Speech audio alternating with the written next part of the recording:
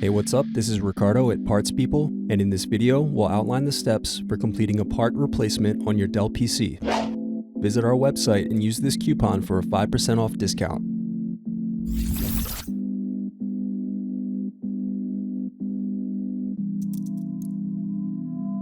Unscrew and remove bottom base.